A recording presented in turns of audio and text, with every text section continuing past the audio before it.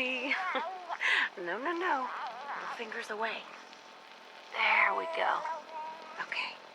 Just say it. Right there. Right there.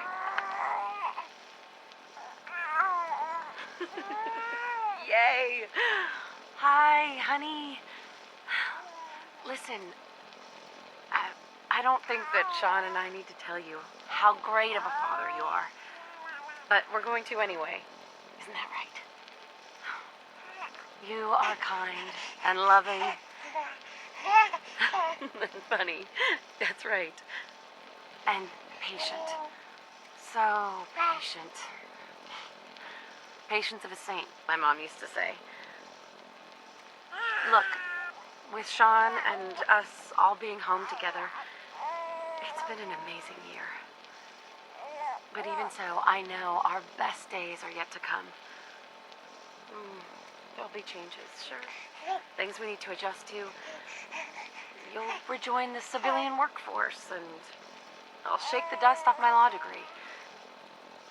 But everything we do, no matter how hard, we do it for our family. Now, say goodbye, Sean. Bye-bye. Say bye-bye. Come on. Bye, honey. We love you.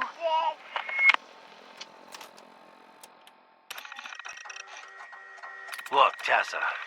The orders come down straight from Captain West. Clint has the command here, and that's just how it is.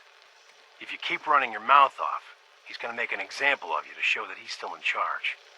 And why do you think he picked you to deal with those scorps down at Super Duper Mart?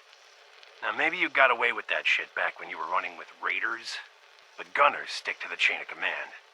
Besides, we wouldn't have been able to take Quincy without him, and you wouldn't have that sweet power armor. So get over it. Baker out.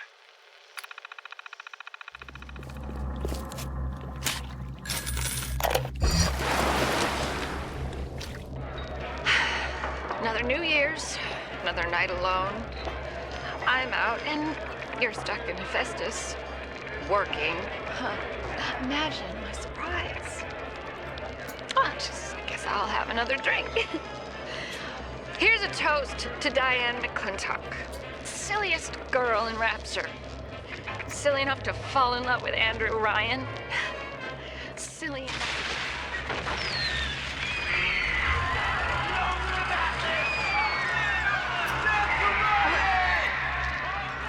What happened? I'm bleeding. Oh, God. What's happening?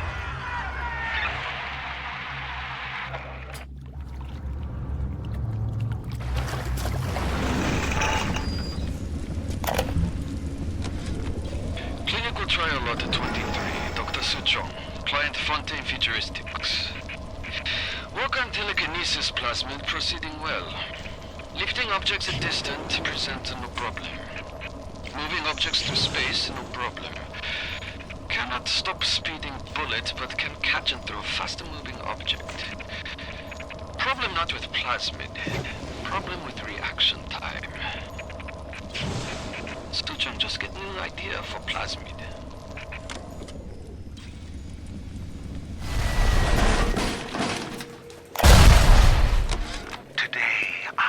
Lunch with the goddess. Steinman, she said. I'm here to free you from the tyranny of the commonplace. I'm here to show you a new kind of beauty. I asked her, what do you mean, goddess? Symmetry, dear Steinman. It's time we did something about symmetry.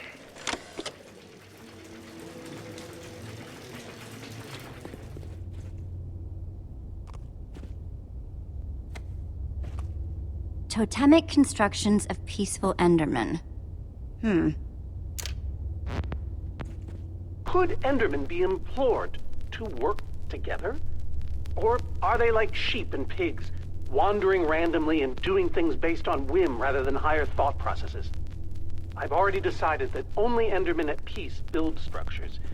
When agitated, such as yesterday, they don't seem to have any interest in building things, only hitting me with their fists. Repeatedly.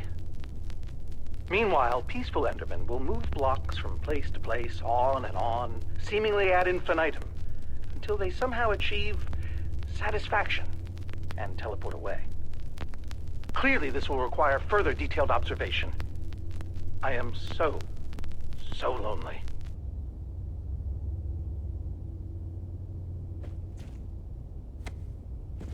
The folly of pumpkins. Wearing a pumpkin may stop the Endermen from attacking me, but I remain convinced it is also altering their behavior, as if their preternatural knowledge of my presence keeps them from revealing their true natures. Therefore, I have now begun to fashion a camouflage suit that will allow me to mingle amongst these heretofore inscrutable creatures, and, like a fearless explorer burning his boats to the ground upon reaching the shores of a new land, my entire cache of pumpkins has now been baked into delicious pies.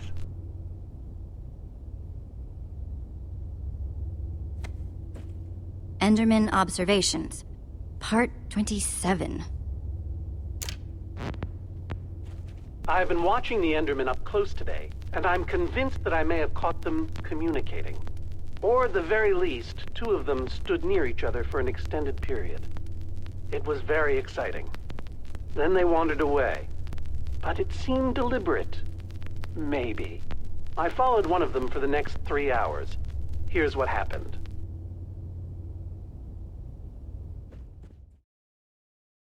Hello? Can you hear me? Don't exit this room, okay? This isn't a mistake. This room isn't a mistake. I had to hide these logs away from the core gameplay files, in a place that only a beta tester would look, and in a place where the files could be protected. I just really hope that the next development team finds this before the game is released to the public. This game has some kind of malicious code in it that we haven't been able to fully contain or even understand, for that matter. We're over budget and out of time. But that's not the reason that we're shutting down. Listen, I have to keep this short so the file size will be small enough to fly under the radar.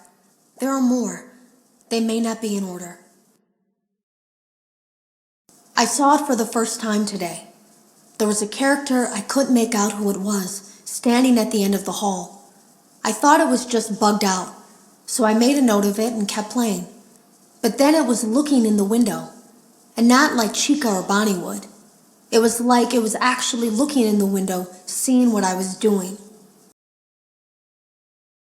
I heard a pretty heated conversation this morning between Dale, our manager, and someone else on the line. It really feels like this project is in trouble, in no small part because of the lawsuit, I'm sure. There has to be a lawsuit, there's no way there isn't. It happened in this building just a few doors down from me. I think it's made worse by the fact that Jeremy tried to tell us something was wrong. But as a dev team, we all just saw it as a challenge to find what the problem was and fix it. Who could have known that?